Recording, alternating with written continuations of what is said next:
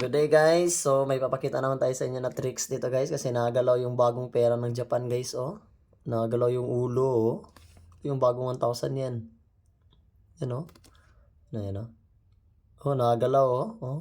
Gumagalaw. Pag wala siyang ilaw guys, hindi naman siya masyado. Parang nagalaw pa rin siya kahit walang ilaw. Natamaan lang siya ng ilaw. Pag inilawan talaga, nagalaw. Nagalaw siya guys oh. Legit. Nagalaw. So, yung lumang 1,000 yen, ito yung lumang 1,000 yen. Same lang naman sila ng size, yung 1,000 yen. Yan o. Kaso wala siya tricks. Yan yung lumo. Yan yung luma na 1,000 yen. So, ito yung bago. Wow, binago na siya. Bago na. Ito siya, mga bago 1,000 yen. O. Yan, mga gumagalaw yan sila guys. Gumagalaw yung ulo. Unlike dito sa, ito isang lapad. Ito yung tatawag na isang lapad dito sa Japan. 10,000 yen. So, mas malaki siya. Mas malaki siya guys oh. Mas malaki siya.